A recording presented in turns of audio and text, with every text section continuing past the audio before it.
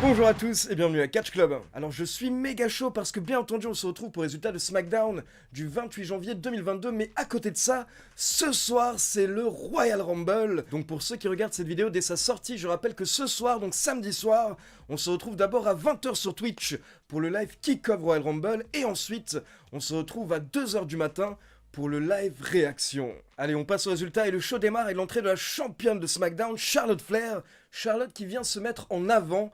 Elle nous explique qu'elle aurait pu se reposer sur son succès, sur ses lauriers, mais à la place, elle a décidé d'intégrer le Royal Rumble match féminin et elle va le remporter pour pouvoir choisir sa challengeuse à WrestleMania. Mais rapidement, Charlotte a été interrompue par plusieurs catcheuses. Elle a été interrompue par Shayna Baszler, Aliyah, Natalya et Shotzi. Et ces 4 catcheuses ont rejoint Charlotte dans le ring. On a eu une petite session de trash talk, mais rapidement, Charlotte leur a expliqué qu'elles n'ont pas le même niveau. Ces catcheuses ne méritent pas d'être dans le même ring que Charlotte Flair, et elles n'ont aucune chance de remporter le Royal Rumble. Mais là, nous avons l'entrée d'une autre catcheuse qui est dans la même catégorie que Charlotte Flair. Il s'agit de Sasha Banks. Sasha Banks qui est de retour alors que début janvier, la WWE avait annoncé qu'elle a été blessée pour environ 6 à 8 semaines. Mais au final, la fédération nous avait légèrement menti et Sasha Banks est déjà de retour. Elle monte sur le ring et elle annonce qu'elle intègre le Royal Rumble match féminin. Et là, nous avons Charlotte et Sasha Banks face à face dans le ring et rapidement, Sasha Banks gifle Charlotte Flair. Puis Sasha Banks sort du ring, Charlotte est au sol et là, les autres catcheuses commencent à se battre et c'est Aliyah qui prend l'avantage. Donc Aliyah se retrouve seule dans le ring. Mais quand elle se retourne, elle se fait accueillir par un énorme big boot de Charlotte Flair. Donc Charlotte Flair jette Aliyah, puis quand elle se retourne, c'est elle qui se fait accueillir par Sasha Banks. Et Charlotte tente de lui porter un big boot, mais Sasha Banks l'évite. Elle porte un coup de pied à Charlotte Flair, puis elle la fait passer par-dessus la 3e corde. Et donc clairement, je pense qu'on peut ajouter Sasha Banks dans les favoris pour remporter le Royal Rumble match féminin. Ensuite, on passe en coulisses et on retrouve Sheamus et Ridge Holland pour une petite interview. Et Ridge Holland nous explique qu'il se rappelle du bruit qu'il a entendu quand Ricochet lui a cassé le nez. Donc ce soir, ils vont prendre leur revanche, et ce soir, c'est à eux de casser des nez. Et derrière, on a Sheamus qui fait un petit cadeau à Ridge Holland, il lui offre son masque de protection. Et donc on enchaîne avec Sheamus et Ridge Holland contre Cesaro et Ricochet. Et vers la fin du match, Cesaro était en train de dominer Sheamus, mais Ridge Holland a effectué le relais discrètement, et là, il a porté un coup de boule à Cesaro avec son masque. Et derrière, il a enchaîné avec son finisher pour la victoire. Donc Sheamus et Ridge Holland remportent le match, mais surtout, après le combat, vous pouvez voir Cesaro au sol dans le ring qui se tient le nez. Donc il fait comme si Ridge Holland lui avait pété le nez. Puis on enchaîne avec un match qu'on attend depuis des semaines. Il s'agit de Naomi contre Sonya Deville. Et pour info, avant le match, on retrouve Sonya Deville en coulisses.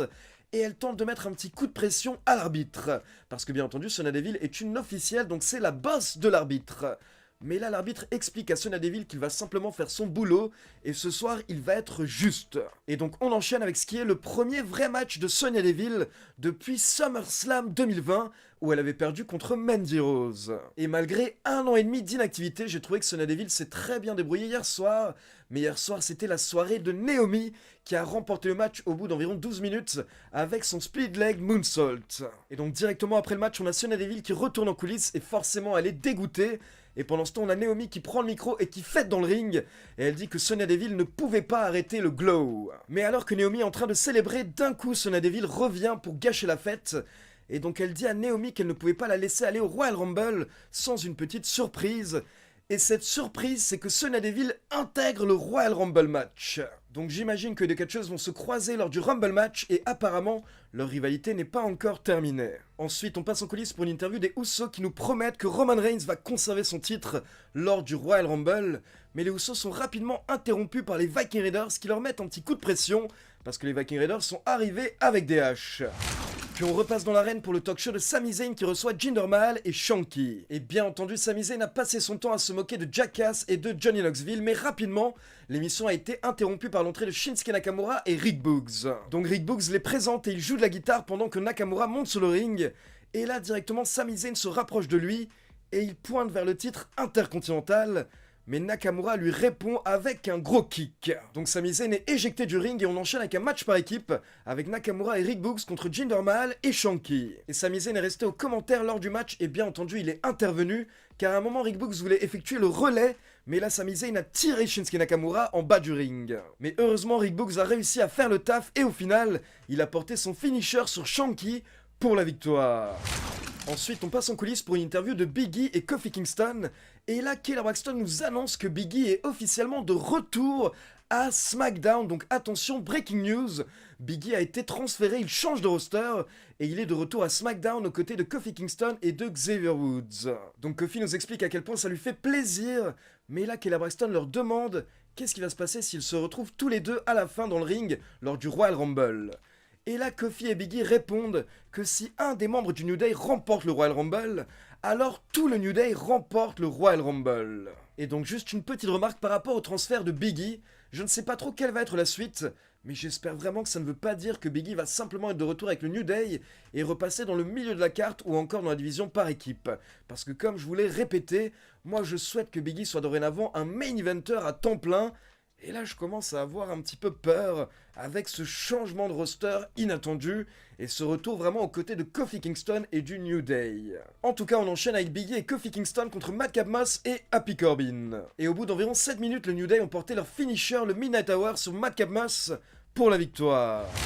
Et donc on passe au dernier segment de SmackDown hier soir qui était un face-à-face entre Seth Rollins et Roman Reigns. Donc les deux catcheurs font leur entrée et directement Roman Reigns demande à Kansas City de le reconnaître. Mais en face on a un Seth Rollins qui est de bonne humeur, il n'arrête pas de rire et il dit que la semaine dernière il s'est amusé, il a joué avec Roman Reigns. Mais Roman Reigns répond en disant que la semaine dernière la décision était simple. Soit il laissait ses cousins se faire humilier en recevant le tombé de Seth Rollins, soit il intervenait et il causait la disqualification, et donc dans tous les cas le résultat était le même. Mais là Rollins répond à Roman Reigns que si c'est une honte de perdre face à lui, alors Roman Reigns est celui qui a apporté le plus de honte à sa famille. Mais Reigns répond à Rollins qu'il vit dans le passé, et là nous sommes en 2022, et aujourd'hui Roman Reigns est en God Mode. Et Rollins répond que oui, nous sommes en 2022, mais le passé est un bon endroit où commencer, et donc là il commence à citer des exemples de moments où il a battu Roman Reigns. Par exemple, quand il a encaissé sa mallette Money in the Bank lors de WrestleMania, ou encore quand il est revenu de sa blessure à la jambe pour encore une fois battre Roman Reigns. Mais Roman Reigns répond à nouveau que c'est de l'histoire ancienne tout ça. Donc Seth Rollins cite un autre exemple, il cite le moment où il a porté le coup de chaise à Dean Ambrose et à Roman Reigns, et donc où il a trahi le Shield. Et là directement, on peut voir le visage de Roman Reigns qui change. Jusqu'à présent, rien ne le touchait. Mais là, d'un coup, on peut voir que ce souvenir l'atteint directement et que ce souvenir, il ne l'a pas oublié. Et là, Rollins le voit, donc il dit « Ah, ça pique. Mais sache que ce coup de chaise, je l'ai fait pour toi, car je savais que ça allait te propulser en tant que méga star. Et donc, tout ce que tu as eu dans ta carrière, tes main events, tes WrestleMania et tous tes titres, c'est grâce à moi. » Rollins dit à Roman Reigns qu'il a tout fait dans sa carrière, sauf le battre quand ça comptait vraiment. Et Rollins continue en disant que ce n'est pas personnel quand il prendra le titre à Roman Reigns. Et sache que mon frère, je t'aimerai toujours. Et après cette phrase, Rollins se met à rire à nouveau. Il était vraiment détestable hier soir. Et il était parfait, il était sur un nuage. Et là, pendant quelques instants, Roman Reigns ne répond pas, il reste silencieux.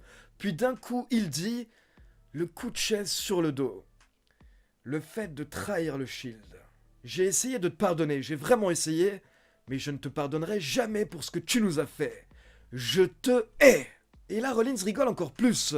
Il dit qu'il sait que Roman Reigns le déteste, mais Roman Reigns le détestera encore plus après samedi soir. Et Rollins nous dit que Roman Reigns est une blague, son règne est une blague, sa famille est une blague, la Bloodline est une blague, les Usos, son père, ses oncles, ils sont tous une blague, et Seth Rollins va les faire disparaître après le Royal Rumble. Et là, vraiment, Roman Reigns n'en peut plus, donc il pousse violemment Seth Rollins, et on pense que les deux catcheurs vont se battre, mais au final, Roman Reigns fait genre, il sort du ring, et au dernier moment, il se retourne, et il tente de porter un Superman Punch à Seth Rollins.